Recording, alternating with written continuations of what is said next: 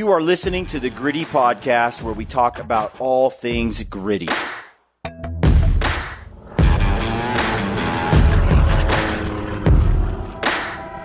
Welcome to the Gritty Podcast. I am your host, Brian Call. I'm joined right now by Brad Hunt. Yep.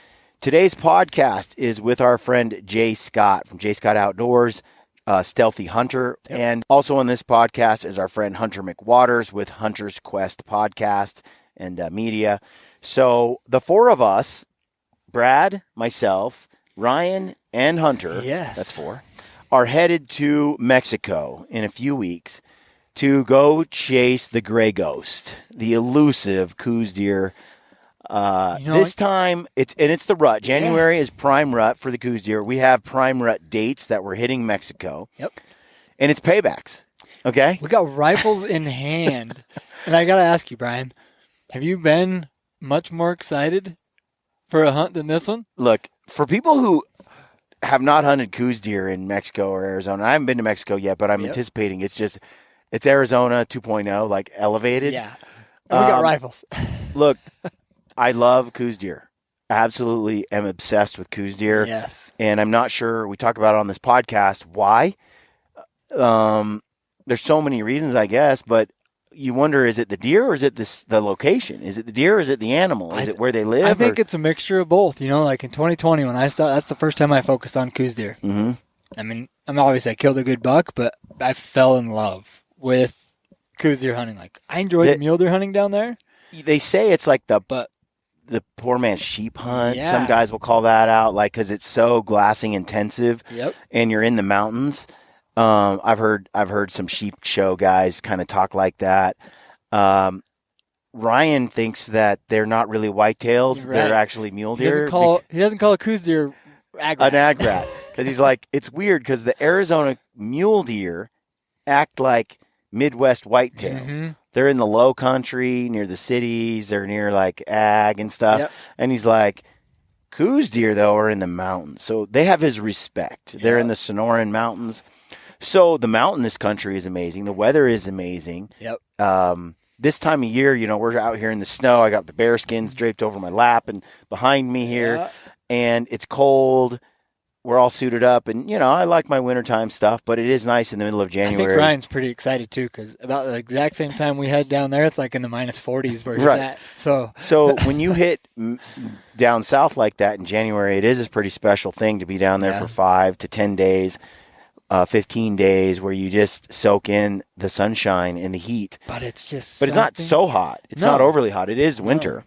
I mean, there's been years that it has actually snowed on us down there or, froze. It's still fairly warm during the day. During the day you get some warm temperatures and gives you a little break, but there's also just something about chasing coues. So on this podcast, we sit down with Jay Scott, and Jay Scott has been podcasting. He started his podcast before I did. Yeah. He was one of the first people to ever do a podcast in the hunting space. I actually think Jay Scott's podcast was one of the very first podcasts I ever listened to. Yeah. He's been around a long time. He's a guide and outfitter. He's done a lot of stuff with Ranella, Meat Eater. Mm-hmm. They've done some coues deer hunts down in Mexico. Yep. He's chased Gould's turkey. He does guiding in Arizona. He's been on the podcast before, years ago. Yep. So it was great to catch up with Jay. He's probably one of the premier guides out there that's been doing the coues thing for a long time. Yeah. So we're headed down there. We sit down and we talk to him about what it takes to kill a coues deer. What his recommendations were for like how to hunt them. We just kind of picked his brain for a good hour or two about heading down to Mexico and hunting coues, what it's like and how to prepare and what to be ready for and how to find them. Yep. And before the argument starts on the comments and stuff, I'm going to, Jim Heffelfinger, I'm sorry, but I'm going to say coues deer, not cows deer.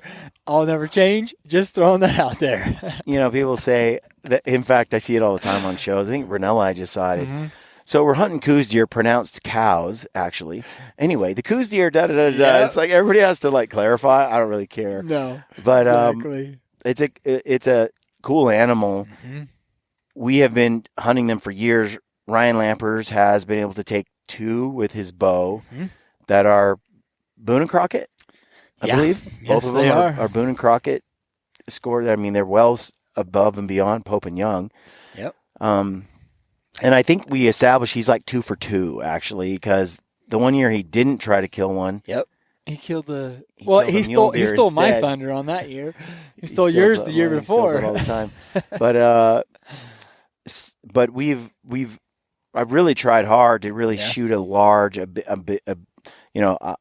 very old, mature coues deer with my bow, and I've come close. Yeah. I mean, I've been this close, but I haven't been able to do it yet.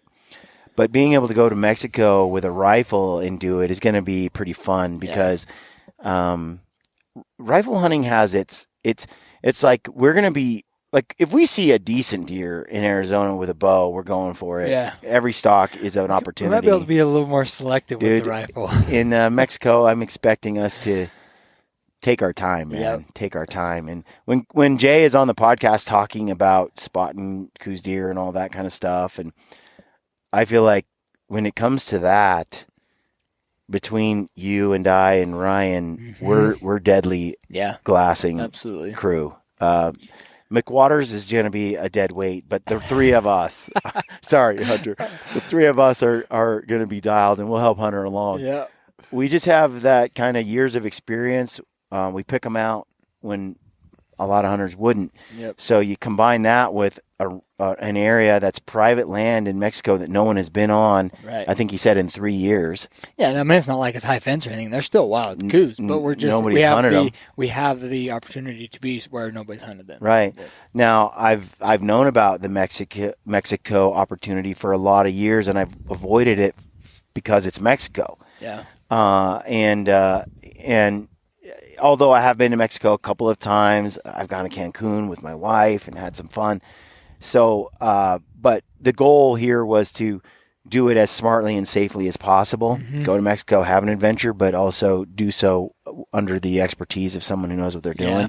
And this hunt is actually surprisingly affordable when you stack it against other types of hunts. And I think it goes to show that this animal is underappreciated. Yeah. Because, man, get in now, because someday people are going to catch on that hunting coues deer in Mexico is amazing, and that the price is going to go up. Well, and that's where going with Jay or even somebody like that, but going with Jay is they take care of all that headache of getting in and out of Mexico, where it can be a little sketchy if you don't have somebody that knows what they're doing. It's going to be fun to film it. It's going to be fun to bring that story to everybody. I know there's going to be people. I think you're all just going to enjoy it. It's surprisingly affordable. We might have to change it up. It's in the same ballpark, probably a little, maybe just a touch more expensive than going to New Zealand, which we did for like $2,500. Yeah, right. For like 14 days. I mean, it's so ridiculously inexpensive to go to New Zealand with a bow and arrow or to go to Mexico that it's kind of, it's just one of those things like, if you're into hunting, you ought to give these things a try. Yeah. You really should. Yeah, we might have to change up the whole spot it you got it thing, because Lampers might just hold out until the very last day, so we might have to draw straws every day. We'll split up. I don't want to hunt next to Ryan. You guys go off and I'll hunt over here. Oh, with Ryan. I'll walk him. It's going to be fun, though. Yeah. Check out the podcast. I think you're really, really going to like it, whether you're into coues or not. Yeah. This is a great episode. You got a panel of 4 of us on there just asking questions from a gentleman with vast experience on this hunt and in Mexico. It's very informative, and you can just feel the contagiousness of Jay Scott's love of coues deer. Yeah, absolutely. He loves them like we are growing to love them. Yeah. And he just gets so excited when he starts talking about them. And the whole time he's talking, you could feel like Ryan and I and you getting so excited about this hunt. It really is. It's just a cool hunt.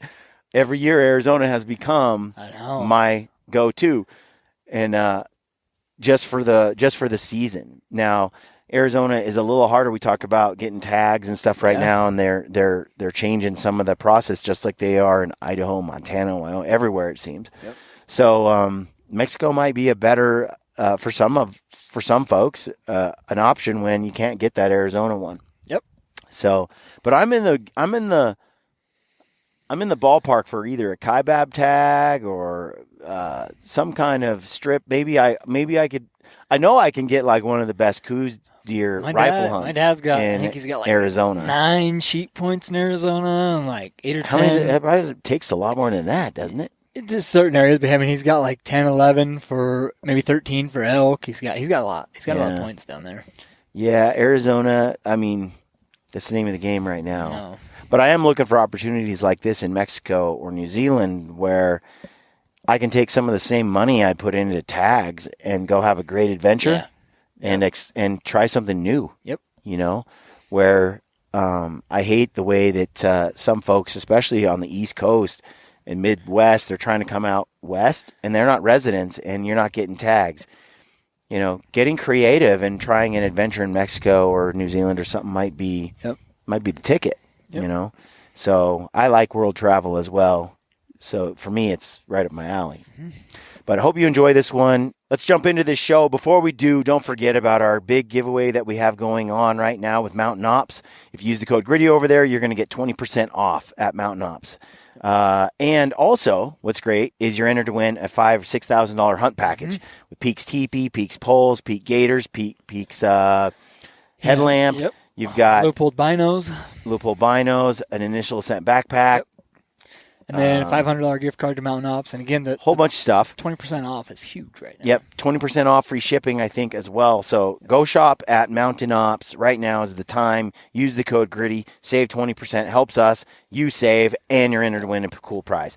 We have the same kind of deal going on right now with Go Hunt. If you go to the Go Hunt gear shop, if you need some hunting gear, shop there. Don't shop at REI or any of those backpacking type shops. Go to Go Hunt. They are hunters like us that support hunting.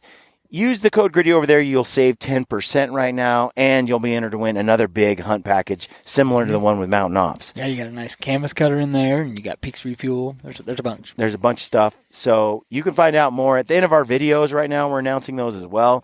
We will announce the winners for the both Go Hunt and for the Mountain Ops on January 9th or 10th or something like that.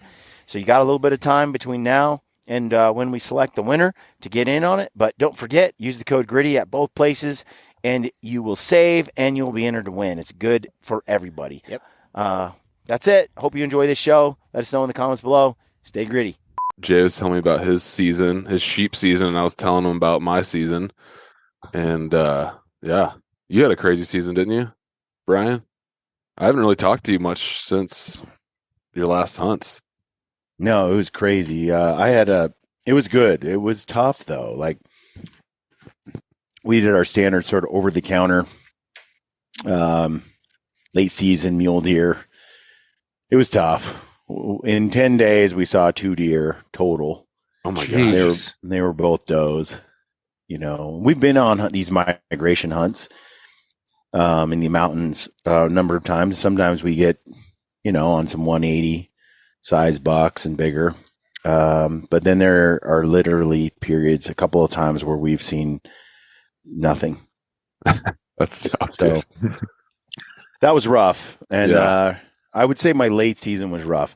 The moose in Alaska trip couldn't have gone any better. I mean, oh yeah. Those videos are pretty cool, man. That double, what the heck? Yeah. that was wild. Yeah. So that's been incredible, but I'm actually looking at a few hunts this year that might be more than over the counter. It's been rough. It's been a rough over the counter year. Yeah.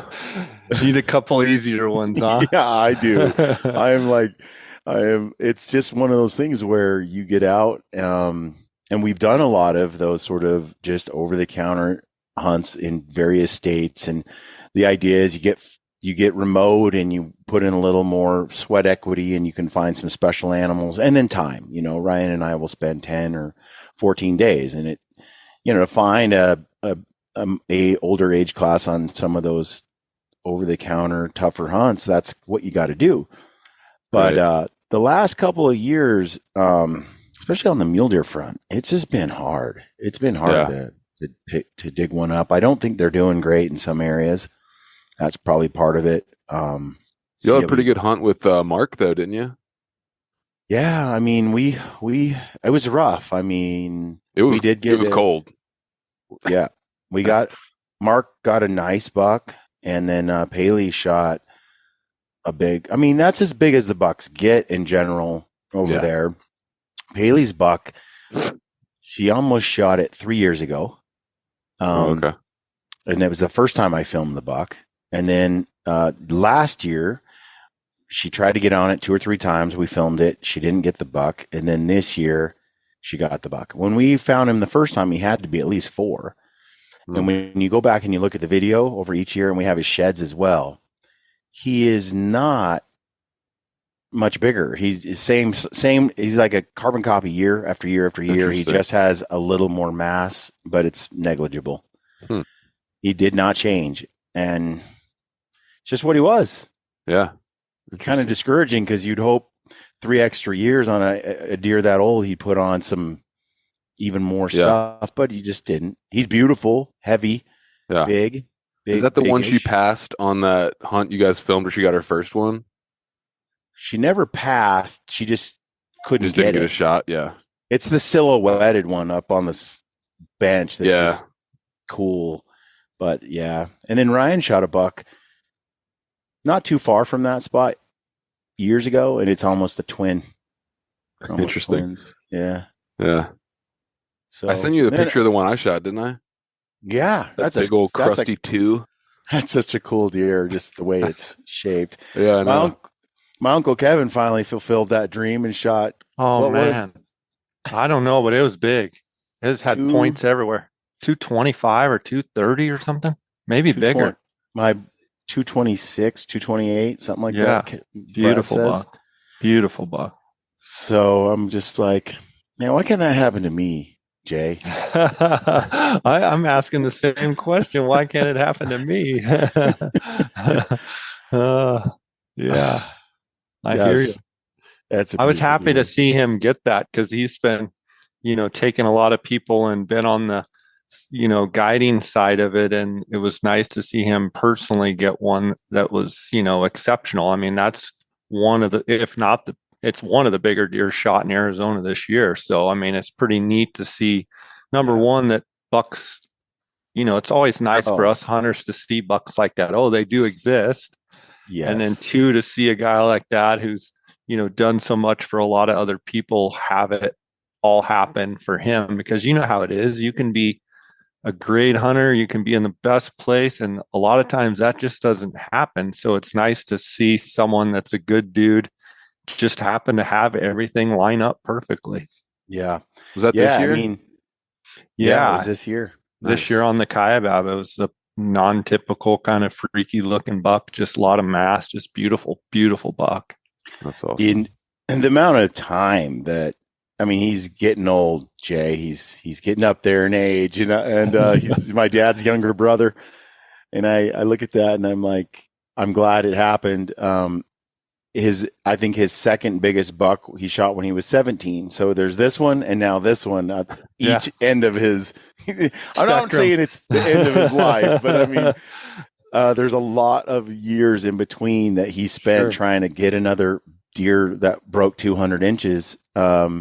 He got one when he was young, and then it's just been a quest to top it. And finally, it really did happen. And it just goes to show how rare they are. I think we get spoiled looking at what we see out there right now. There's a lot of big critters we see people take, but that's just not. It's not. We just get a condensed version of it. Yeah, because it's on social. Mean, people don't judge the amount of struggle that so many people have. They only see the highlights of, the successes of that people have. And so you get this jaded idea that every time you go out, there should be a 200-inch buck around every corner. And we all know that been doing it long enough that it's just not like that. And even in some of the best units, you can be in the best areas, the best states, and it's still not like that. So, I mean, it's just one of those things that I think social media is so awesome in so many ways. And one of the ways is it does allow us to quickly see some exceptional animals like that, but it also sometimes creates a little false sense of what's real. Yeah. I'll tell you a little secret. So I go to Ryan Lamper's house, and it reminds me of Russ Meyer. I've been in Russ Meyer's garage, and it's just like there's just mule deer racks everywhere you look, and they're on the wall, they're in the house, they're in the garage, and they're in his other rooms upstairs, and there's just racks everywhere, big elk too. And I just see all these deer, and there's just so many, and they're all big, but none of them have broke 200. Yeah. And, and Ryan has never done any sort of private land or guided type hunt before. So they're all public land. But, despite that, he's tried, he's come close, but he hasn't got anything that broke it. And, again, it just goes to show it's not an easy mark to hit, For sure. So I think Ryan just texted me. He said he's working on getting on the call. Awesome. But let's. You guys getting fired up to go down? Oh yeah. Oh, absolutely. Yeah. Good. For sure. It's nice to have that one extra hunt at the end to look forward to, because then after that it's not that much longer till bear season. Yeah. You know what's so crazy about us out here is I look at Mexico as the start of the season, which is so wild because everyone else pretty much says it's the end of the season. Right. But for whatever reason in my brain, it's like January it starts all over, and that's when the rut is. And, we start with coues deer and then it starts all over. But it's kind of odd because, if you're not a turkey hunter or a bear hunter, really it is the end of the season because there's not much from February to August. Yeah. But for whatever reason in my brain, instead of me looking at it as the end, it's always for me, it's the start of my season. So it's just, I don't know if it's just mentally where I get myself or just, how I've thought of it over the years. Yeah. And plus I always had the problem of you get some kind of sweet hunting gear for Christmas and you're like, God, I got to wait a year to use this. Now there's somewhere to use it. Yeah, exactly. It does make it nice. And I get a lot of people that like coming down because they have been, December and first part of January where they're at. It's usually cold and snowy. And a lot of the Montana guys, the meat eater guys, they just love to get down in that Sonoran sun and enjoy some of that good weather. Absolutely, sure. Jay. There's a few hunts that in my life that it's been interesting over the last years. My favorite hunt of the year by a wide margin is Arizona deer hunt. And it's, and a bunch of it's probably just because of the weather and the wide open spaces. Like you can see from horizon, you can see on all edges and it's nice and warm. Probably just makes you feel good. I think that's a big part of it is it just makes you feel good. It's but it's also the fact that there are big coues deer everywhere. They really are. They're rutting, they're chasing, you can find them.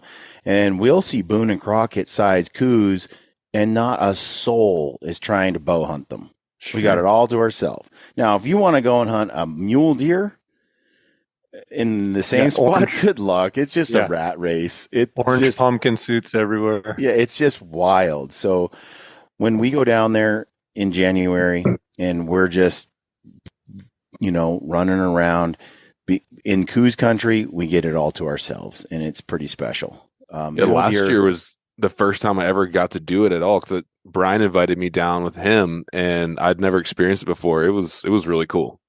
Yeah. You guys are going to love Mexico too. It kind of takes it, in my opinion, it kind of takes that same thing to a whole nother level. I got to say that now I have a secret, not so secret, I guess, but I have a grand appreciation for coues deer that I never had before. I still want to get a giant with my bow. Ryan Lampers has done it twice effortlessly, it seems. But speaking of Ryan, speak of the devil. Hi, Ryan. I hate your guts. What's up, man? How you guys doing? I feel a little outnumbered here. The three beards against the clean shaven one. Only one clean shaven here. So. Good to finally meet you, Jay. I've only talked to you on the phone a little bit, so good to finally meet up. For sure. You got quite a bit more brown in your beard than your cohort there. You know what? So I've been accused of dyeing this on my face, right? If I could come real close to the screen, you'd see all this white in here. But Brian rounds it out because of how white he is. I'm like Santa Claus, folks. I got some salt in his beard for folks. Yeah, I can't grow a beard, so I'd grow one if I could, but I couldn't if I wanted to. I'm almost 50 and still can't grow one. Yeah. Yeah, Ryan has a lot more white in there than it looks. But when I'm sitting next to him and I look like Santa Claus, it looks like it's dyed. Yeah. When you're a ginger, the grays just blend right in. I'm starting to get a couple. It seems like Brian's been hanging around with Ryan for a couple of years, and I can go back pictures, and his beard was more like Ryan's colored, and now it's got a little salt in there. I wonder if that's hanging around with Lampers. We've done a lot of hard adventures over the last handful of years. So, I definitely went white early. It definitely came quick. I mean, I was getting white when I was in my 20s, so it's part of my what it family. is, buddy. Yeah, I know. Hey, at least I can grow a beard. You know, that's right. That's right. I'm still trying. So let's talk about coues a little more because, I'm actually, it's one of my favorite animals at this point. Ryan says they don't count as whitetail because whitetail are completely, what are they, Ryan? Look, these coues deer, because you know how anti-whitetail I am. Everybody knows that by now. Just love mule deer. You call them ag rats? Whitetail, ag rats. Yeah, those farm ag rats. So it feels like coues deer kind of identify as a mule deer because of where they live, right? I would agree. You just find them. It's weird. We get south, and then we start seeing mule deer down in the flats and in the bottoms and hanging around fields. Whereas those coues are like up in the knobs and up in the tops. We're having to go up onto the mountain to find them. So they got my respect down there for sure.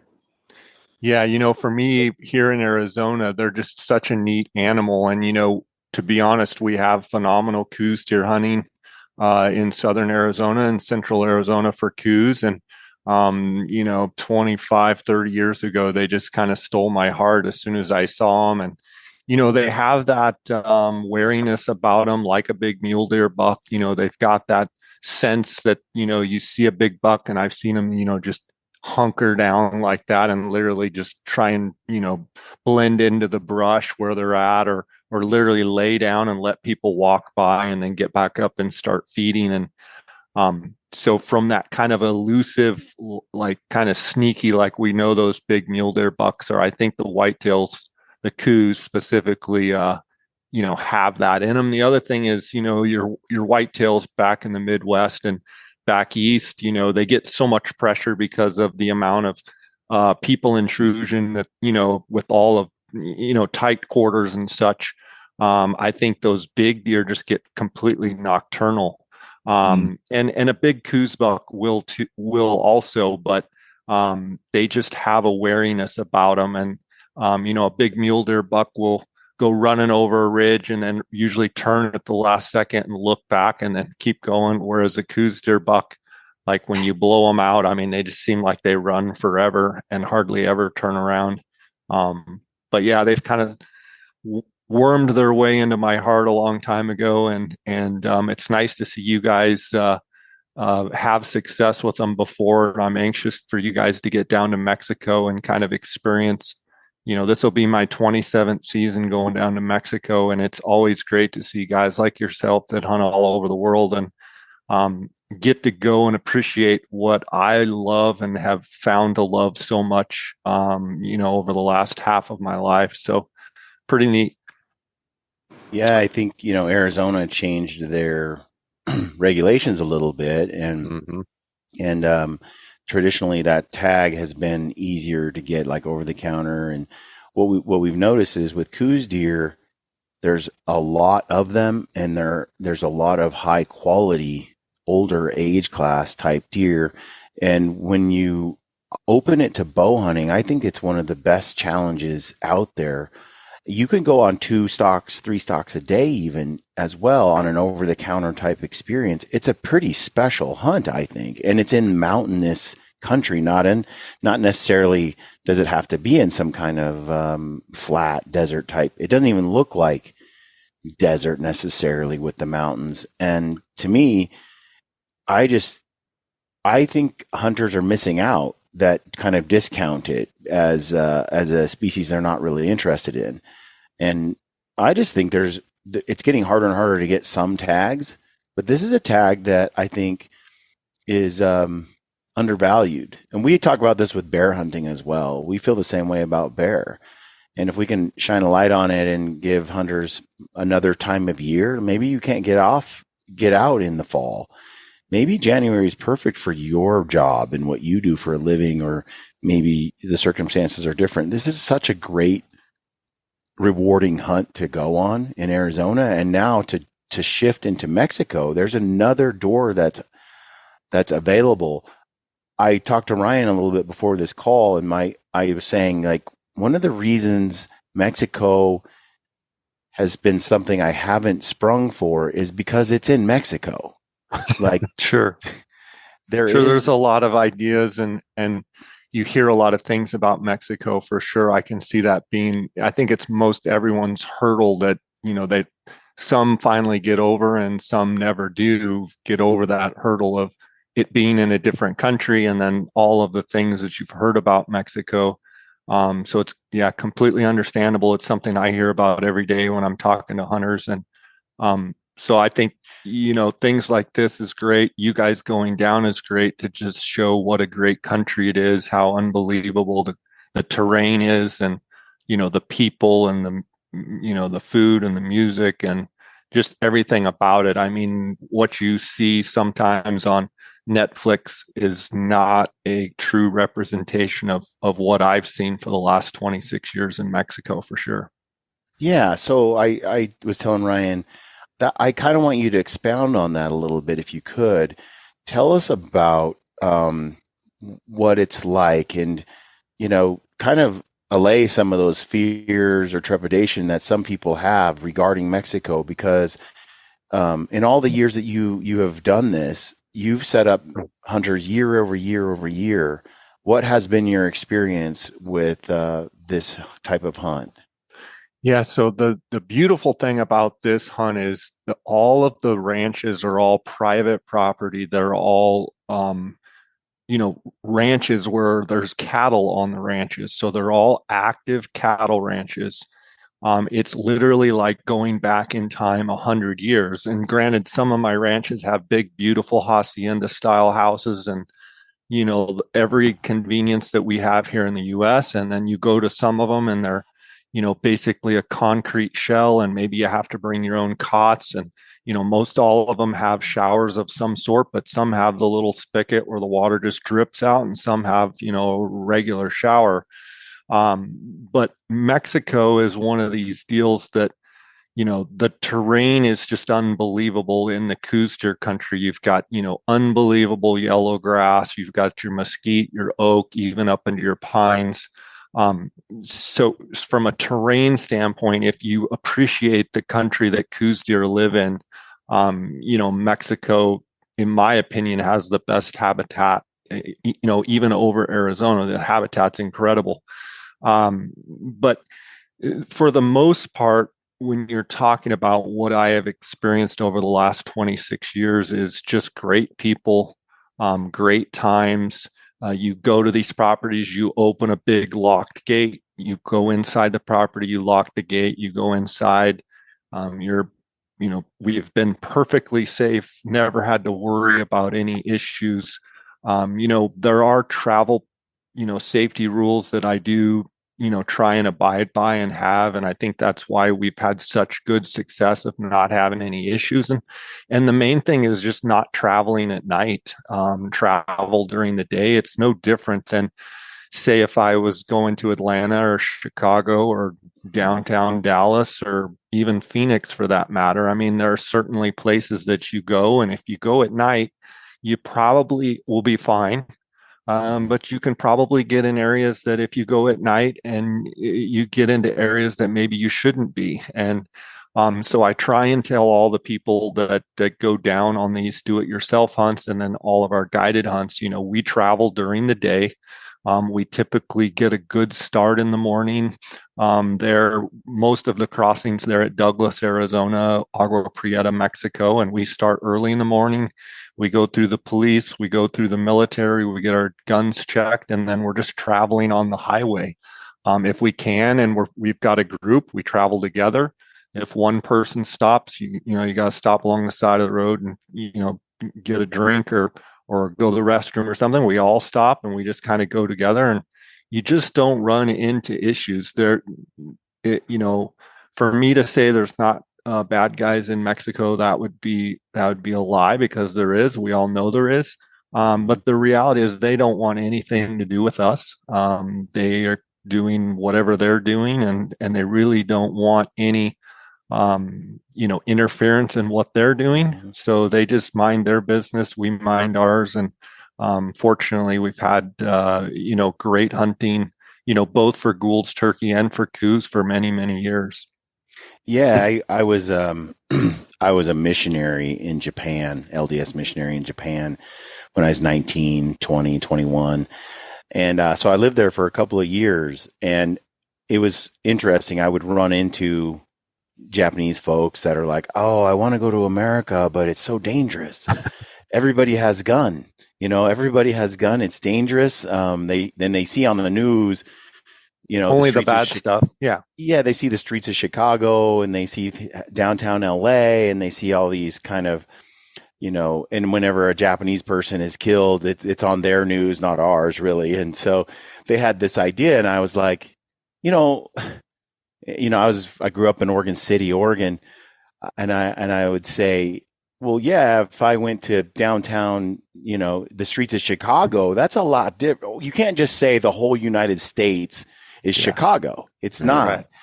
Right. I'm like, if you go to Oregon City, you're as safe as it gets, right? Leave your doors open. Yeah, you go to I'm in Logan, Utah. You go to Bozeman. It's like, it's a different experience than New York. Sure. And I've often thought, as I've traveled the world and gone to different places, to think of it in that way. Mexico's a big place. My wife and I went to Cancun years ago, and it was like totally fine. And then there were parts of Mexico we kind of drove by in our travel bus, and I'm like, yeah, that's a part you don't want to go to. Right there, you can just look at it and and so I think there's a lot of wisdom in looking at it that way, and you've kind of taken the guesswork out of it for us. Like, literally, I try. It's been a pleasure talking to you and figuring this stuff out. And so I have a lot less trepidation about the trip than I would if we had kind of organized it without you. I don't know if I trust myself to do it just on my own. I know I don't. And I will affirm what Brian said. Like, you are very thorough, Jay, in everything that you sent us, for sure. Coordinating this trip throughout, from the crossover to, the rifle stuff. You could maybe speak to that a little bit for folks that are interested. The process there, that has to be done so far in advance, but you had every step, they're waiting for us, and made it very easy for us to just kind of, sounds like, walk right through with the help of you guys.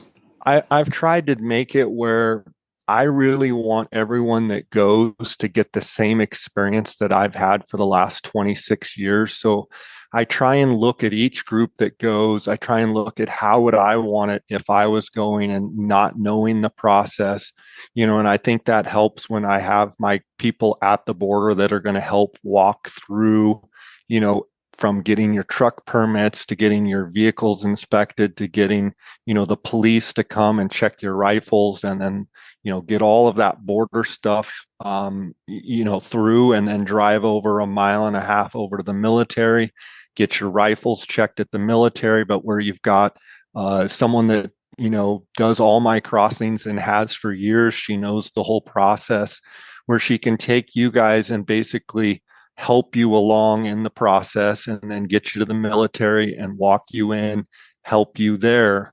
I think that eliminates a lot of stress that people have of, taking guns into a foreign country.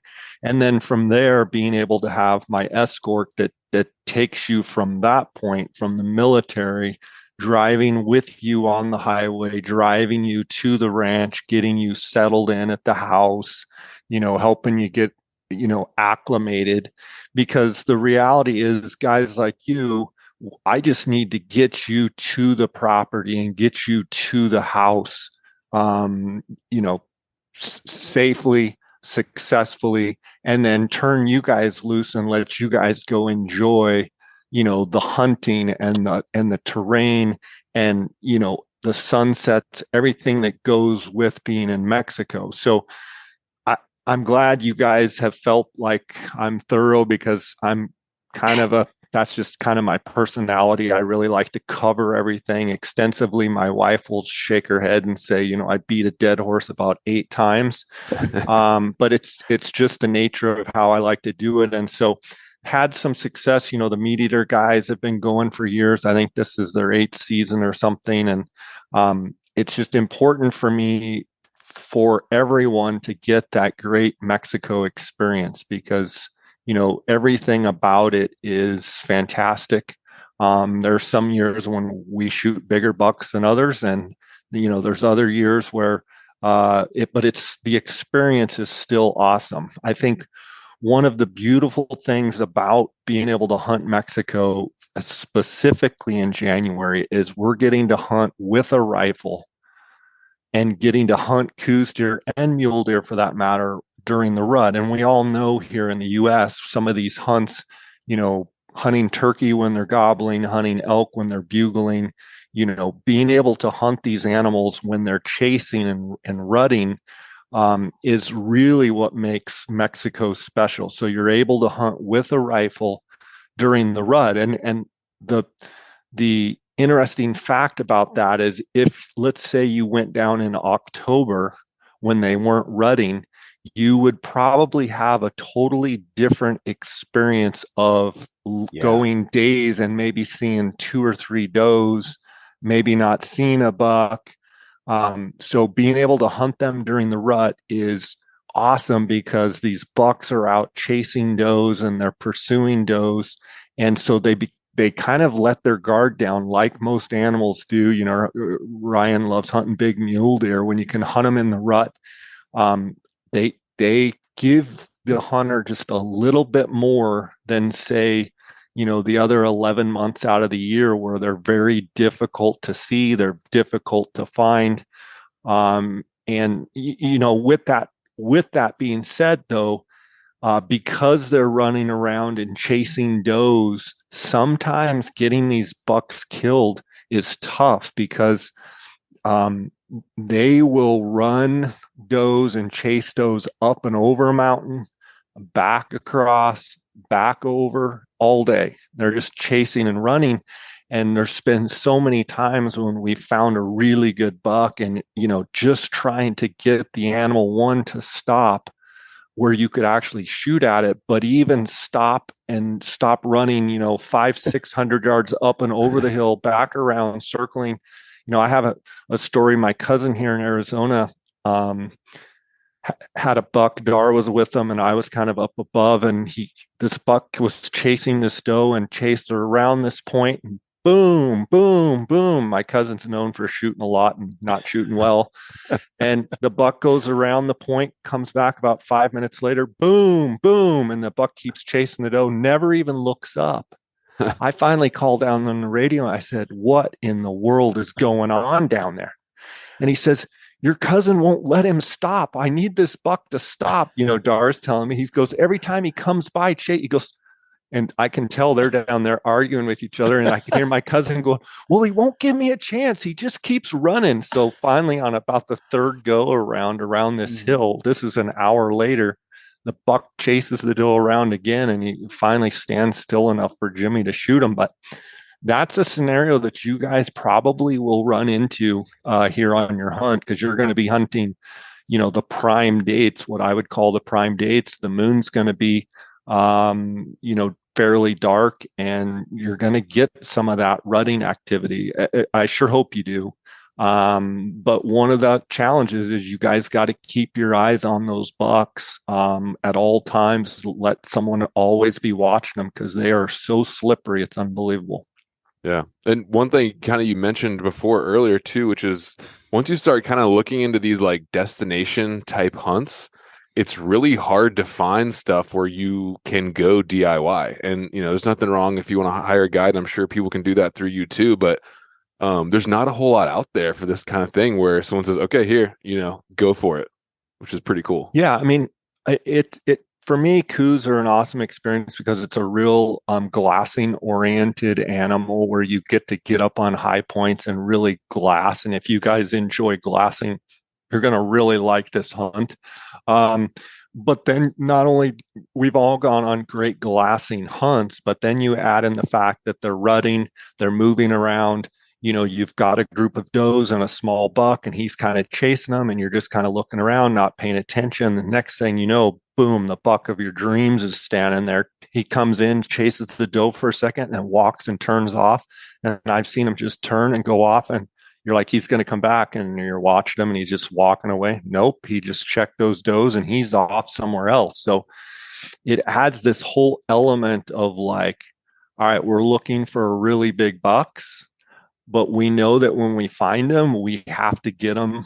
If you want them, you got to get them right then, because you might come the next day and that buck, every doe's there. Those two smaller bucks are there, but boom, the big, muy grande buck is gone, nowhere to be found. So, but the rut brings out the big deer. They're a lot more, you see a lot more big deer. I think you guys witnessed this in Arizona. You're talking, Brian, where, no one's around, of course, because it's during archery season and they're full rutting. So those big deer that normally no one ever sees are down in where the country they've kind of left, where they've been 11 months out of the year. They come into the country where the does are, and they're just, chasing and rutting around. And I just hope you get to see that in Mexico. I've explored seasons to hunt Arizona, the rifle seasons and stuff, and the options, and they have the earlier, and then it gets closer to the rut and all that. And I've already made up my mind. I think getting those giants is next to impossible if it's not during the rut. Well, and some guys can pull it off, but I don't even know if some of these deer will even move. That's the thing. They just don't move. They big coues deer bucks live in a very small circle, 11 months out of the year. And within that circle, they move within that circle very few times during the day. And if they do, they're up, they're feeding, they move, 10 to 20 yards, they're back down, laying down in the shade. All of a sudden they start chasing does, and you throw all of that away. I mean, I've seen big giant bucks bedded out in the open because they're tired and they're literally laying out in the wide open. They would lay, 11 months out of the year. And so, being able to witness these deer rutting around is a special thing. Ryan, go ahead. You fire away. I think you probably have some questions. Yeah. So, one of the things that I found fascinating on these coues hunts, we've kind of had like these coues / muley hunts down in Arizona the last few years. I've found that with mule deer and elk and things like that, they like certain types of terrain. You can kind of you can pattern them. You can kind of figure out, okay, I've been seeing these, these muleys in this type terrain. I can mirror this in this other drainage by looking at this similar type terrain. The fascinating thing about coues deer that I've found during the rut is it feels like they could be anywhere. I mean, we see them in the oak brush on the north slopes. We see them in the wide open yellowgrass. We see them in the rolly country and the Ocotillo knobs. Yeah, Ocotillos, they love that stuff. And I haven't really put a finger on exactly where those giants are. It almost just feels like they could be, you got to glass it all because it could be any which spot. You do, absolutely. And that's one of the challenges when you're hunting them in January is, so normally I would tell you that they're on north facing, east facing, northeast facing slopes where your predominant afternoon shade is. They're going to spend most all of their time on those slopes. When you throw in the rut, you could have, so your does spend a lot of times on more open slopes, more south facing slopes. So a lot of times when you're hunting during the rut, you kind of have to go, where do the does mainly live? Well, the answer is does can live anywhere. They can live high, they can live low. They like all kinds of different vegetation types, which goes right to your point of, yes, big coues bucks can be found anywhere during the rut because they are off chasing does and they're not as predictable. Like I could go on an October hunt or I could go to Mexico in October and November, even early December when they're not rutting, and we're going to go to the thickest. I'm going to go to a ranch and I'm going to say in the afternoon, 365 days a year, which one of these slopes are shaded the most? So predominant afternoon shade spots, where are they? And that's the first places that I'm going to look for the big coues bucks that have a very tight range. And they're going to live in those shaded spots and not move. But when the rut comes, they're still going to be in the shade at times, but they could be anywhere. Now, as a general rule of thumb, I'm going to tell you guys in the afternoons, so after about the first hour or two of lope they're on, in my opinion, it doesn't matter even if it's cold. If it's hot, it's especially true. They're going to seek shade no matter which slope they're on. They're going to find bushes, trees, cactus, an aspect of a slope that has a little shady bowl. But focus after a couple of hours, 10, 11, 12 o'clock, start focusing on where are the shade pockets. Where are the places where the does can lay down, the bucks can lay down and seek some shade? Because these deer, in Sonora, Mexico, we also hunt them in Chihuahua, but they get so much sun throughout the year. They are accustomed to finding shade anywhere. And so if you're afternoon glassing and you have the sun at your back and the hill is all lit up at 4, 5, 6 o'clock, and you're like, wow, I have great visibility. Let me tell you, you are looking where about 10% of the deer are. You need to turn around, put the sun in your eyes, and look where they're on the shaded slope. And if you do that, you're going to find way more deer. And I preach this on my Instagram heavy, and I get a lot of people, saying, I focused on shade like you told me, and boom, there I found them. So, if I could give you guys one tip, it's you in the morning glass with the sun at your back where everything's lit up and any deer that's moving is just popping. But then a couple hours, and if it's real cold, it probably won't be till noon. If it's a warm, it's warm, then start focusing within an hour or two of first light. Start really focusing on, I'm just going to pound into the shade, glass into the shade, and you'll find those bucks. Now, in the shade pockets, those bucks will be getting those does up out of their bed and checking them, and then they'll go lay back down. And then a little buck will come in and he'll chase them off. So if you're looking into those shade pockets, you're going to catch deer moving at all times of the day in there just because of the nature of those bucks wanting to check those does and see if they're right. Interesting. Yeah, it's so challenging and fun and frustrating at the same time, because I want to like nail down this certain thing. Those are some great tips, Jay. I like that. We're gonna definitely use those. But I guess that's what makes it so exciting, is just they could be literally anywhere on the mountain in that terrain. And I was very curious your answer, because I'm always trying to find those older, like old trolls. Where's the old troll going to be? And this isn't going to be a matter of away from the people or anything like that in that environment. It's going to be something else that kind of establishes where they are. So you nailed a play or a point that I wanted to make, in the fact that, in Arizona, you have to choose your hunting area based on where all the other people are going to be, and where the prior hunts, October, November, December hunts, where people have killed bucks and they were there, but they're shot. Mm-hmm. When you go to Mexico, you're dealing with coues deer that are not, they're not hunted. You're the only group that's going to be hunting those deer other than mountain lions. And it'll shock me if you guys don't see a couple different mountain lions, because there's a lot of them in Mexico. But other than that, they're virtually unhunted. So they're not stupid, but they're going to be in places where you might be like, hey, there's a nice, beautiful little bowl up there, and it's yellow grass and there's some trees. It just looks perfect. A lot of times they're going to be in those spots that maybe your eye says that looks like a good spot, where maybe in Arizona they might not be, because they were, but they got shot. Does that make sense? Yeah.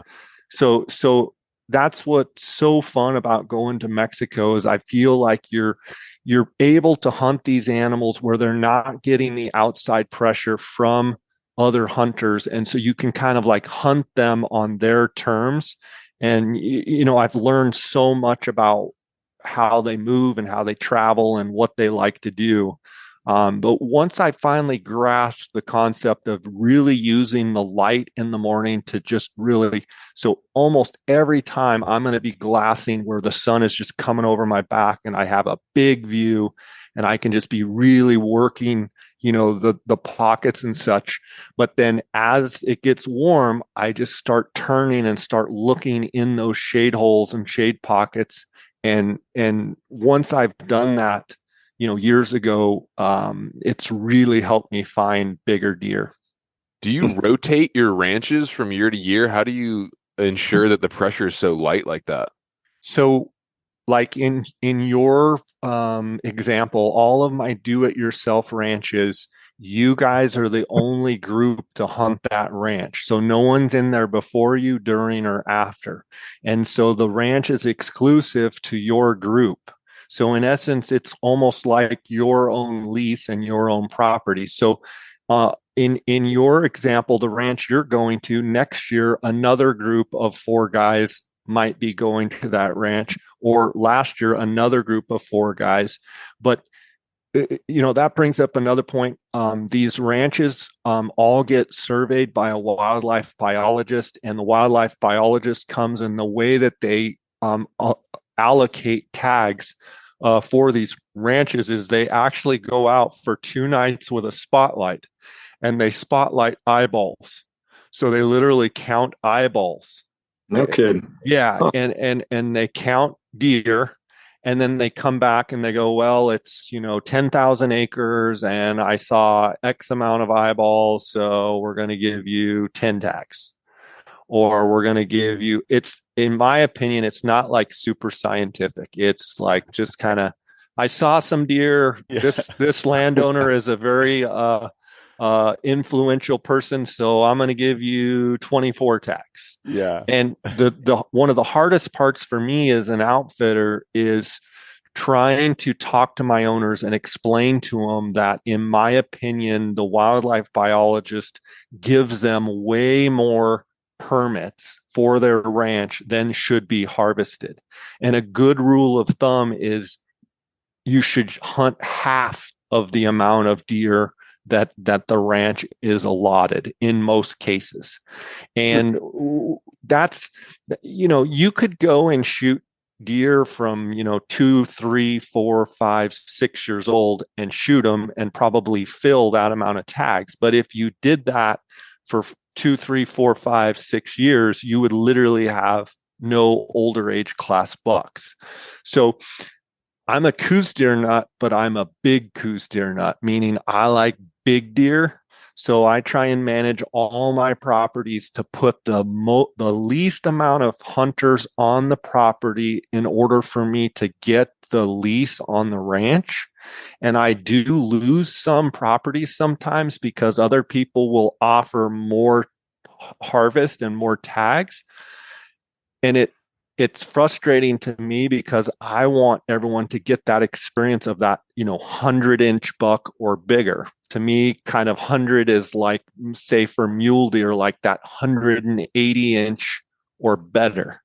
I feel like this is not an opportunity hunt. This is a hunt that, yes, gives you opportunity because you'll see lots of bucks, but it's a chance where you can go for that, 100-inch plus buck. And then, we all want those 120, 30, 40, 50-inch deer, but there's such an anomaly. Over the years, I have over 50 ranches leased this year down there. And honestly, I couldn't tell you which one is going to produce the biggest deer. It's just those deer, those big, what I call big or 120 plus, they're just so random. They're such an anomaly. You would think that, this ranch hasn't been hunted for 7 years, so I know I'm going to go there and I'm going to find 4 or 5 bucks over 120. Doesn't happen. Then there's a ranch that, guys have hunted for 7 years or 12 years, and they show me a picture of a 125, 30-inch giant that's just, it's just an anomaly. There's really no way to put your finger on it. And then there's a lot of deer, and we're kind of bouncing all over. Sorry, but I get fired up. There's some deer that'll never be more than 95 inches. They're going to 95-inch deer, and they're never going to be 100. And they're seven years old.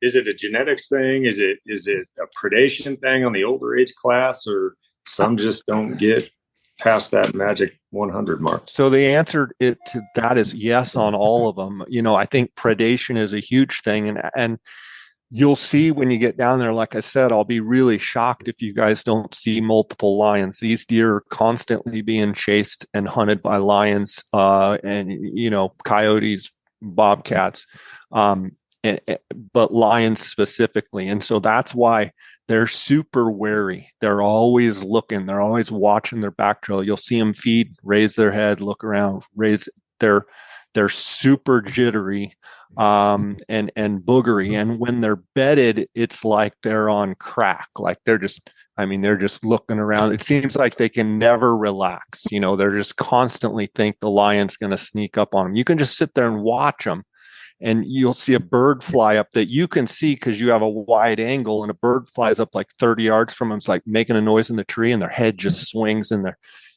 Can you imagine? And especially this year, the grass is going to be tall because we've had 2 years of unbelievable monsoon moisture. There's going to be deer when they lay down, you can't even see them. They're gone. Like it's as if they didn't exist. Can you imagine laying in the grass and hearing something 10 yards away? You don't know if it's a horse, a cow, another deer, a turkey, a javelina, or a big Tom lion like sneaking in on them. So they're definitely wired up. I remember 2 years ago, I think it was when we had that massive snowstorm down in Arizona. It was probably around the 20th of January. And we got like 6 inches of snow down there, which is extremely uncommon, I know. But it was at that point when everything was white, when all of a sudden I started seeing all the predators. Prior to that, I wasn't picking up those bobcats. But that first morning of snow, I saw 2 bobcats stalking coues deer in that morning. So they're just always getting hunted. They're just so sketchy. Yeah, and that's what I love about them, because it just seems like they're always on edge. And, I'll give you some advice too. Like, so if you find a buck you guys really want to get, leave someone's eyes on that deer so it's watching them, and then let the hunter or the hunter and maybe the guy that's going to call the shot. I like to go 2 guys, leave 1 guy on the deer, and go out and get in stalking position while someone else is watching the deer. Because as soon as you take your eyes off that deer, it seems like they go over ridge, they go down, and then you spend your whole day looking in the wrong spot. And the other thing is, when they're bedded, they usually will bed in the morning and they'll bed down. That is not necessarily their bed for the rest of the whole day. I like to give them about 30 minutes. So when they bed the first time in the morning after feeding and they go bed down, give them a good 30 minutes. If you have a spotter watching, that's fine. You can make your way and get into position. But if it's just me and I'm hunting by myself, I've been fooled so many times watching them bed and go, okay, I'm going to make my move. And you get there and they're gone. A lot of times they'll bed for about 15, 20 minutes and then they'll make a move and then bed there for the day. So have your spotters watching them, watch where they're bedded. And then when you guys go to get in position, go get in position. But before you leave, take a picture with your phone of what you're looking at, because when you get over to your targeted, spot you're going to shoot from, everything tends to look different. So if you can say there's a big white rock and the buck is just down and to the right of the white rock, I'm going to take a picture, maybe even a short video, and you say the white rock's here, the buck is just down. Here's a 10-second video. Then you get over into your sniper position, pull up your video and go, okay, there's the white rock. He should be about right here. I don't see the deer, but I know he should be right there. Well, I remember hunting down in Arizona, and I think I was with Ryan, and we see this nice coues deer buck come trotting down a trail, and then he pops up on his hind legs and he eats the flower off of the top of a barrel cactus. And he eats the top of it, and then he plops back down and he kind of trots off. I think this is my second coues deer hunt, Ryan's first. So we're like, so we motor over there to get where he went into that canyon, and we're over there and I'm looking around. I'm trying to find that barrel cactus. I'm looking around, and I'm like, it can't be that barrel cactus because it's like small. And this thing had 2 to get feet on tall. its hind legs. But then I realized, no, it was that barrel cactus. I had no idea that buck was that little. I just saw a whitetail buck at a distance, basically. But then when I saw the cactus, and we confirmed on our photos and stuff, that is the cactus. Yeah. I'm like, that means when he's on his hind legs. And then when we killed our first coues deer, we realized, wow, they are small. But I have seen a few coues deer that, and just probably 3 or 4 in all the years so far, that look like a Saskatchewan whitetail, just huge. Because most of them, even some with big racks and trash, they still have that dainty, lean whitetail look. But I have seen a few that look gigantic. Now they're miniature scale gigantic, but they do fill out, and some of them actually do look like a big northern whitetail pig. So your average coues deer buck, like the 110-inch type, the one like we're all looking for, 110 or better, they're going to weigh about 110 pounds. That's it. That's all they're going to weigh. I have seen them pushing that 120. I mean, the biggest, oldest, most mature bucks, but most of your bucks are going to weigh right around that 100 pounds. And I mean, for guys like yourself, all these big animals you're hunting, I mean, you guys are going to be like, oh, we'll just put them in our pocket. Like, let's just throw and go. Like, this is nothing. And that's, one thing that is super nice about them is when you do get one and you take care of them. I mean, one guy can break one down and literally pack it out and no problem. Nothing like some of the weight you guys have been carrying on some of this other stuff.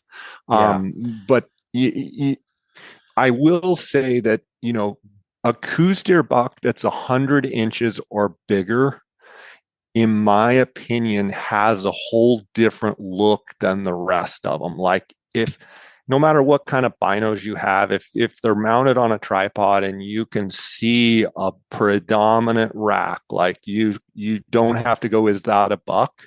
And you can see height and width and boxy, and you can see the mass, that's typically going to be 100-inch buck. And if you're kind of squinting, and even at long distances, those big bucks just pop out. And a lot of the guys that hunt Midwest deer, around 160, 70, 80 inch, big Midwest whitetails have been with me, and they're like, that buck's huge. That buck's huge. I'm going, well, he's like 108. He's 107, 180 is a really nice buck. And they're like, oh no, they're like, he looks bigger than a 170 inch Midwest whitetail, but what they're comparing it to is a 300-pound body, right, or a 250-pound body, where they've got the giant necks and the big shoulders, and so proportionately, like 100-inch and better just look really big on a deer's head, in my opinion.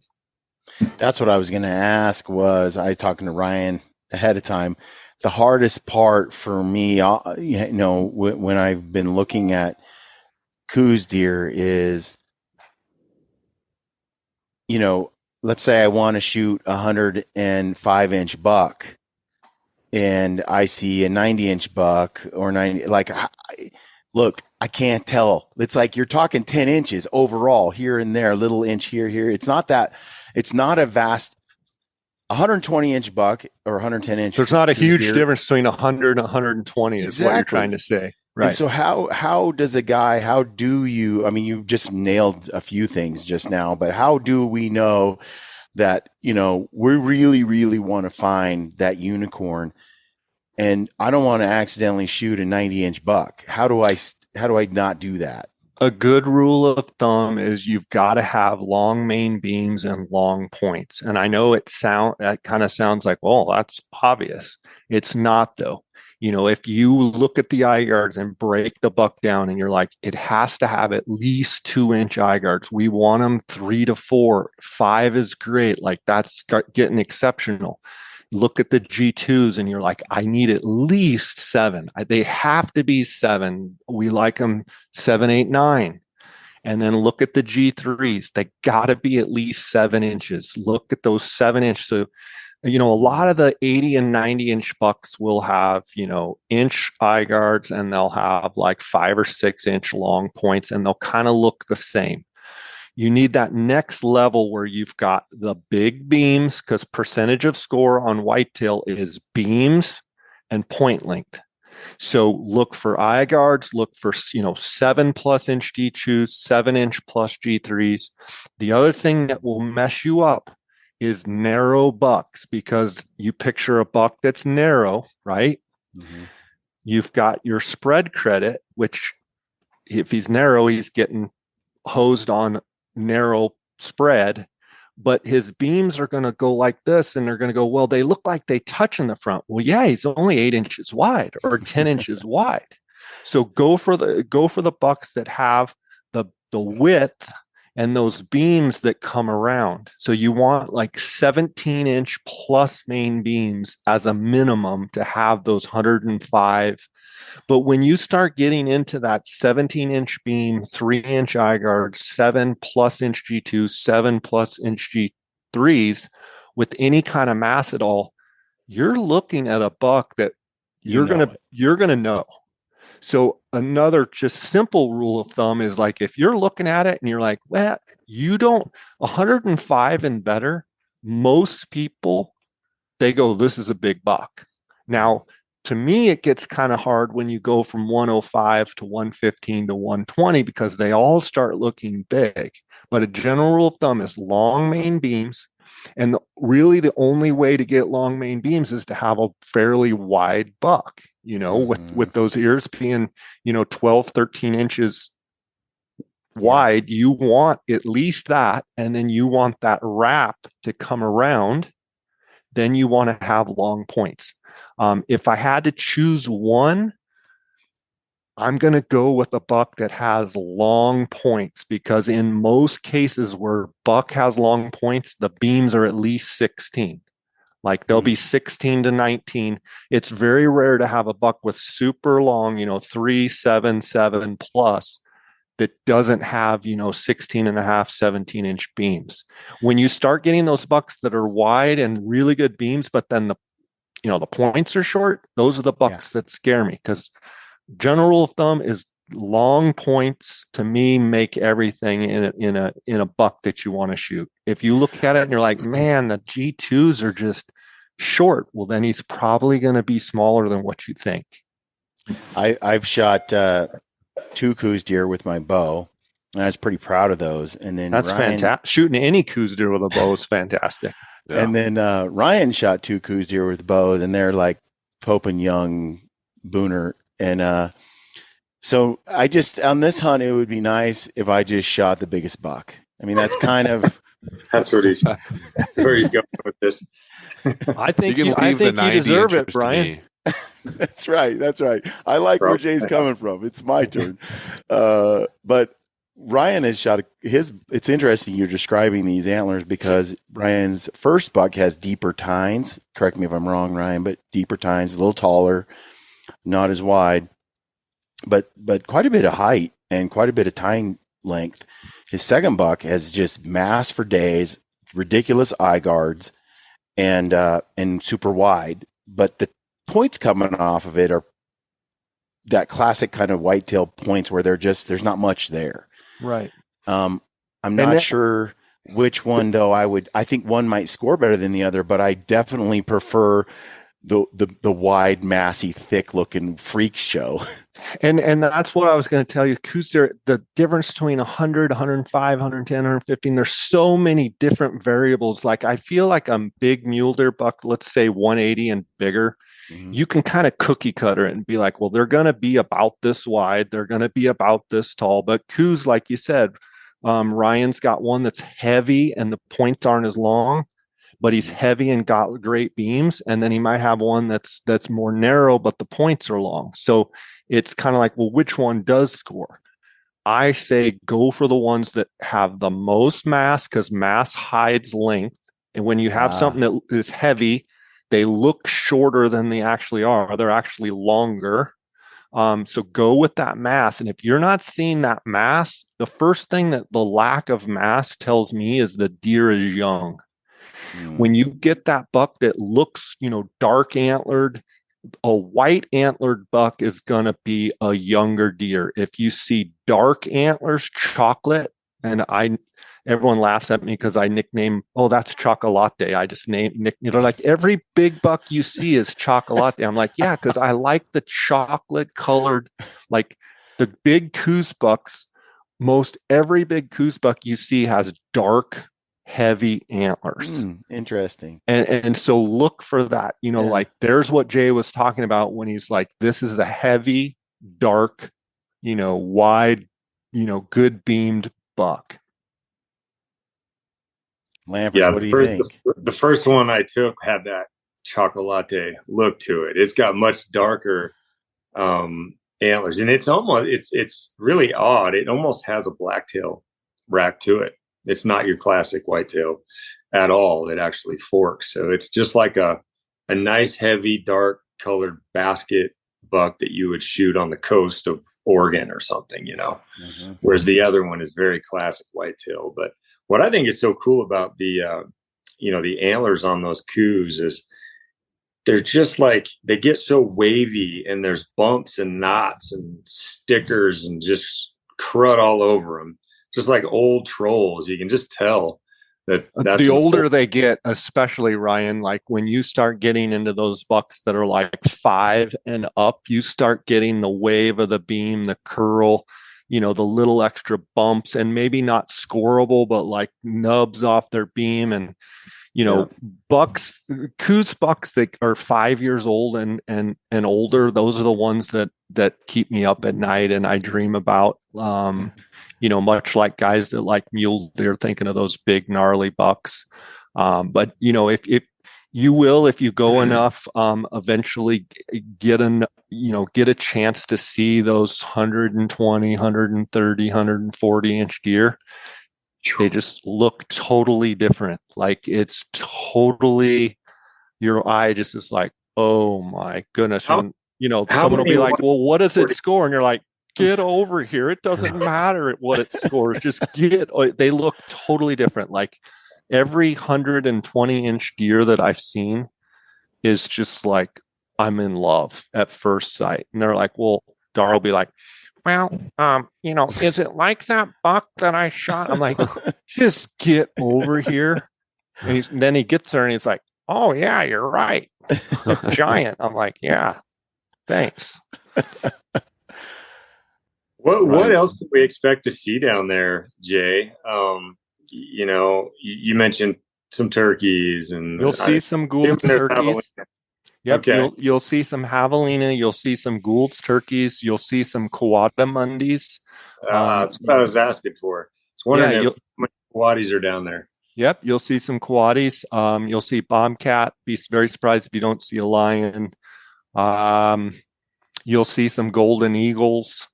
Quite a few different hawks, Harris hawks, red-tailed hawks. Those Harris hawks are pretty fun to watch. Yeah. But and you'll see a few coyotes here and there. You'll probably hear some coyotes in the morning. What are the opportunities at coatis down there? Is it different? I know in Arizona you could take one, but what kind of that's a great answer, or a great question. So you can get tags for mountain lions, but they require a CITES permit. So I typically never get mountain lion tags. I believe the coati falls in a tagged species, if you will, but I've never hunted them. But I believe you do need tags in order to harvest them and bring them back into the U.S. I know you need them to bring in anything you bring in the U.S. to have tags. And then coyotes, believe it or not, you can bring them back into the U.S., but they have to have tags, which I never get. Really, the only thing that I get tags for are coues deer and javelina. And I give a lot of my hunters a hard time because they're like, we're going to get javelina tags. I'm like, no, you're not. And they're like, oh yeah, I'm talking about my guided guys. And they're like, oh, we want javelina. I said, okay, but we have specific javelina hunting times. It's from 11 o'clock in the morning to 1 o'clock during the day. Right. And you are limited. If we're on a big deer, you can't hunt pigs anywhere around, because what I tell guys is like, we're here to hunt big deer, guys. Absolutely. We can come back and hunt javelina, but javelina hunting anywhere is so much fun because it's such an opportunistic animal, and it's they're readily available. And most guys, they go down there, it's like, oh yeah, there's javelina. I'm like, we're looking for a giant buck, come on. And they're like, oh, but I want to go chase those pigs. Yeah. I don't feel any attraction to javelina whatsoever, personally. Wait have you seen them though? I have seen a couple when I was down last year with Brian, but I guess maybe just in comparison, like if it was like, okay, I got some time left over, but like in comparison to like a giant buck, like it's true, but I will say this, Hunter, when I shot my first javelina with my bow, and then the aftermath, I got the meat and I mess around with the teeth and the jaws, and I have the head over here. Yeah, it's as big as some of my bear skulls. I'm like, the skull sets those things apart. Those skulls are cool. Yeah. Very, very. Yeah, it's way cooler than I gave it credit for. I will say, so you guys will have to tell me how this goes. I'm imagining about day 5 or 6 when you've either shot a couple bucks or maybe you haven't shot anything, and right during the middle of the day, and it's, let's say, a slow morning, and everyone's kind of like, oh, this is no good. They're not rutting, or whatever. And then a group of javelina feeds out on a hill about 300 yards from Hunter. He's going to be like, do we got any of those javelina tags? There's javelina. Let's go. And that's what, so many people get excited when they see them, because they usually come out in those times when you're just, getting kicked in the teeth. And then all of a sudden you're like, oh, I'm going to hunt one of those. Yeah. Yeah. No, it's a great bow hunt, and it's not that hard to draw, and it's a really fun time to be in Arizona.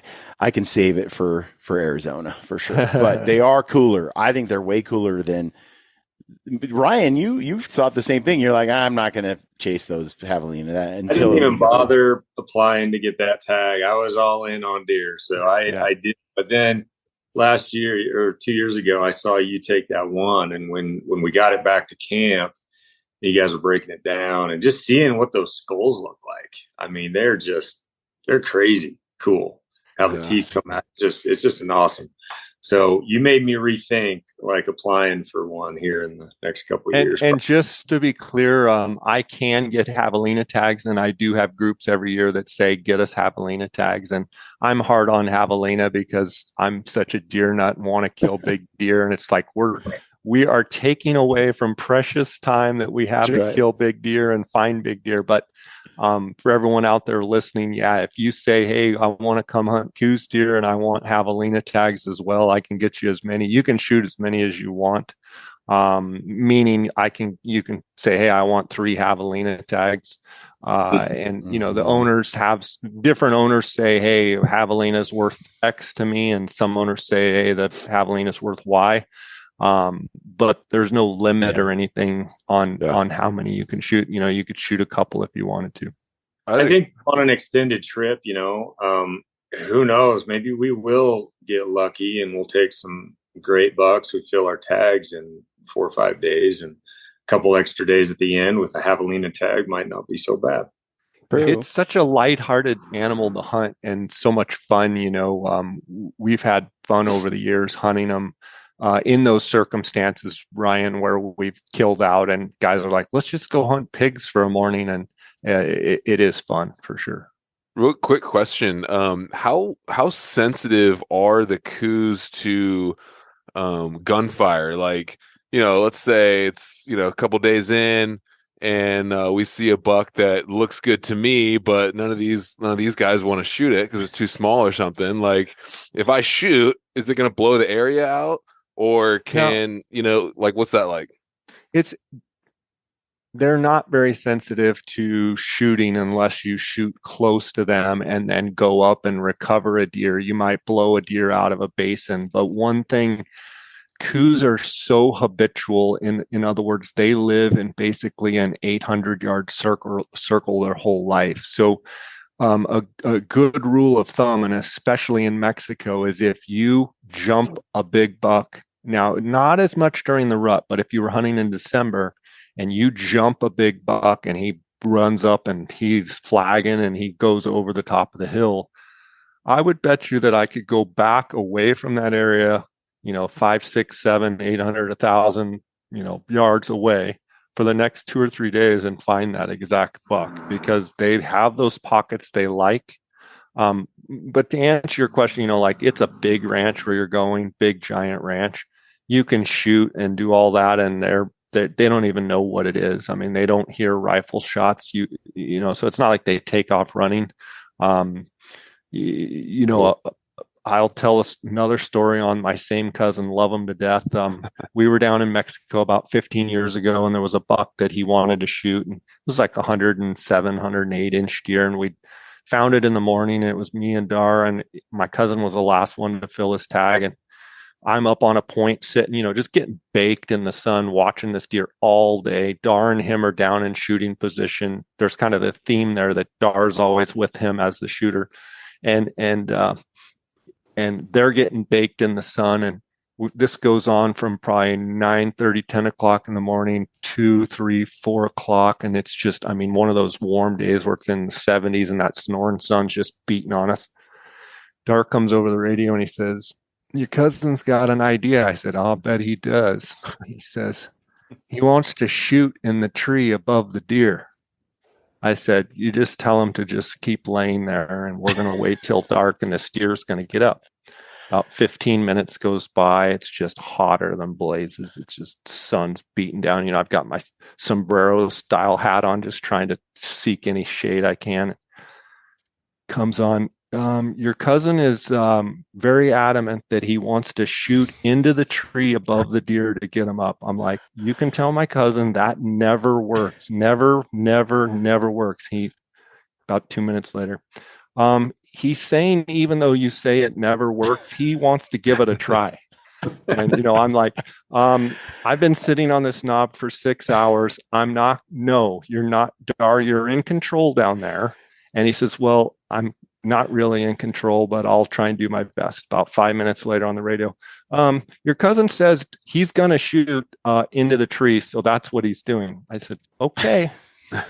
So boom, shoots. You expect the deer to just stand up. him jacking another round in and shoot him, right? No. Shoots the tree, and the deer literally squirts out of there like you had shot him in the rear end, squirts out of there, runs up and over the top of the ridge. No joke, gone. And Dar comes back on the radio. That didn't work exactly like we had planned. I was like, really? Long story of that. We did end up having enough light. We got around, found him again, and did get him killed. But the general rule of thumb is no, they don't typically, unless a bullet hits near them, unless they really feel like they're getting shot at, they will. I've seen bucks that, we shoot another buck and they just lay there. We shoot the buck, we go and take care of the buck. We're walking out and blow the same deer that I know are bedded there, and they watched us walk up. They stayed down. And we just got too close to them when we walked, and they finally blew. They'll hold like quail, and you will see some quail as well. You'll see the Mearns quail, which down there they call a Montezuma quail. Mm-hmm. I think, Hunter, one thing that we have noticed is in the desert, your voice carries, sound carries. And big time. We've seen more often than not what happens is they're not afraid of a bullet, but they hear people talking, 2 mountains over, and then they just kind of hide. They just move into some timber. And to further that point, like we're always glassing out on these, rock points and out on these points where we can see down and see across and see. So anything we're doing, my biggest pet peeve is some of these tripods that, the guys, they haven't hunted since last year or something, and they come and they're like, opening the legs and screeching. And I look over, I'm like, are you kidding me? Yeah. If this big buck hears that, he's either going to lay there and we'll never see him, or he's going to be sliding out of there, because they have a sense of, you're almost better just like talking and acting like a cowboy and but if you start like sneaking around, glassing and like cranking your tripod, they don't tolerate that. That's another thing, like vibe.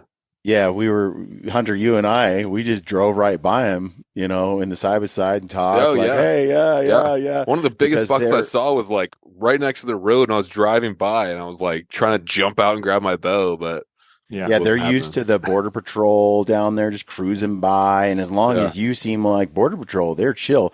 But the second they notice the predatory sneak, they know the difference. They know the difference. So you can get away with a little bit. I imagine here, though, that ain't going to happen because these deer are not, there's no border patrol in Mexico. The exciting thing for me is for you guys to go down there and get to truly experience, in my opinion, it's like a classic mountain hunt. Beautiful mountains. I've already sent you guys, I think, some photos and videos of the ranch, but you've got every type of terrain there, but you've got a lot of contour, a lot of mountains. One thing that's going to be a little bit different this year is you're going to have a lot more grass because those cattle can't keep up with the amount of rain. Some of my ranches, the low end got 20 inches of monsoon rain all the way up to 33 inches of rain. Our normal is about 15 to 20, 15 to 18 on a lot of ranches. They're getting, some of them 25 to 33 inches is the highest. So you're going to have a lot of yellow grass. So with that being said, is that good for antler growth? It's great for antler growth, but I think when you're low and looking high, the angle at which those coues deer are standing are difficult to see because the grass is going to be, like right mid shoulder. So make sure get up high and look down and across, because then it creates a bigger angle that you can see their body up and moving around. And then, like I said before, really use that sun in the morning to glass quickly, just scanning pockets. You've read about the grid system and all that. At first light for the first hour, you're just power scanning, just hitting, just moving pockets, just scanning, trying to swipe, and just find stuff. Then as it gets warmer, then you break down and start looking in the shade and really start, penetrating with your eyes. But just go quick that first hour and just be trying to spot deer. Now, when you spot does, if you spot does, look real hard around, because there's likely a buck either bedded right there with them or standing somewhere by. All this talk is getting me so freaking jacked, because I'll tell you what, like, this is all the stuff that we do already, when we're in Arizona hunting them with archery. But I feel like, Ryan, the gloves are off, man. Oh, baby. The rifle in your hand. Like, it's paybacks. It's paybacks. We actually see a monster. It's not like a 4% chance of killing it. It's a lot higher. So this is going to be fun. Yeah, exactly. What are the success rates that you see down south of the border there, Jay, overall for coues deer? So I would say all of my do-it-yourself hunters, what they could expect, and guided hunters for that matter, depending on the ranches, I would expect to see somewhere in that 3 to 15 bucks a day range. Some ranches, some conditions, we're all going to be down there about the same time. If for whatever reason we got a hot spell and it's really hot, it's going to make things tough. If it's like it is right now, where it's cool and crisp, we're all probably going to have great hunts. So we're trying to position our timing when we all go down during the peak of the rut, but we all want to have, some cold, crisp weather. That would be ideal. What was your question? I've got fired up. Success rates overall. Success.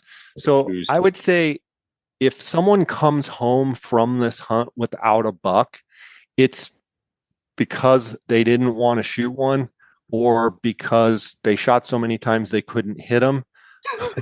But the reality is everyone should get a buck, and should get a decent buck. I would say 90 and over. I don't see any reason why anyone wouldn't get a buck that's not, at least 90 and over. But, a good rule of thumb is you're going to see, 3 to 15, say 3 to 12 bucks a day. And you're going to see on most places, you're going to see, 10 to 30 does a day. That's kind of a general rule.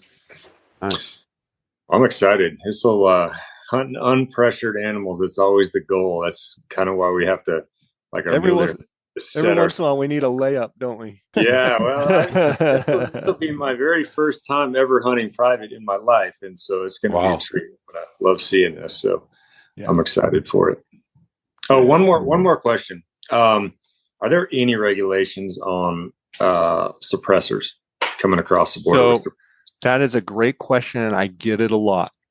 I don't actually have the Mexican code that says they're not legal, but I can tell you I've seen guys come to the border with them and try and cross them, and they do not let them. So I tell my hunters, do not bring suppressors, because I've seen them say you can't bring that across. I don't actually have the statute or anywhere to point to say no suppressors allowed, but I've seen them with my own eyes not let them in. The other thing is kind of military style rifles, if you will, like some of the chassis guns that kind of have the look like a military style. I have seen at military posts and police, I've seen them kind of look at it and be like, this one's not coming. I've said that before on my Instagram, and then I get like 100 messages with pictures of coues deer. So I'm not saying it's not, but just in my opinion, just a normal bolt action rifle is the one I'm going to take to Mexico every time until they come out with something formal that says this is allowed, this isn't, if that makes sense. I'm going to bring what looks like a normal general style deer hunting rifle, is because I want to be the guy that comes, and I am because they all know me, but I want to be the guy that comes to the military and it's no problem. It's an easy thing. And, it's Jay's group and everything's fine. I don't really want to be the guy that's pushing going, well, I want to bring this suppressor. And like, this guy's saying no, and this guy's saying yes. Yeah. So many people are really digging and liking shooting suppressors, and I get it. And I hope that maybe they'll come with more of a formal ruling and just say, yeah, they're allowed. But until that time, I just tell my hunters, don't bring them. I think that's the wise, don't invite any degree of difficulty as it is in it. We're going to shoot just fine without one. Yeah, for sure. Yeah. Well, guys, I think, Jay, how do people, guys that are listening that are interested in a hunt like this, I think by the time we're done with this hunt, I think a lot more people will be interested, at least our friends. I know they're going to be interested. How do they get a hold of Jay Scott? Probably the best way on social media is just at J Scott Outdoors. You can also give me a ring or a text at 602-803-0223. jscottoutdoors.com on my website. Just shoot me a message. Tell me you're interested in the hunt, and I can give you the details. We hunt Sonora and Chihuahua, Mexico, both. A new addition this year is we actually have a ranch we're going to hunt some mule deer on. I've been looking for years for the right property. And we don't need to get into it now, but there's a lot of things going on in Mexico with the mule deer. You've got your pen raised deer, you've got your high fence deer, and it's just something I've never really wanted to get into. I like hunting, wild, free range animals. But I've finally found a property and we're going to be doing some more mule deer hunts. And I'm excited about that because there's phenomenal mule deer genetics and hunting in Sonora, Mexico specifically. But yeah, we do coues deer and Gould's turkey in Sonora and Chihuahua, and they can reach out on my Instagram at jscottoutdoors. That's probably the easiest way, quickest way for me to get them information. And guys, cool. I just wish you the best of success and just enjoy everything about it.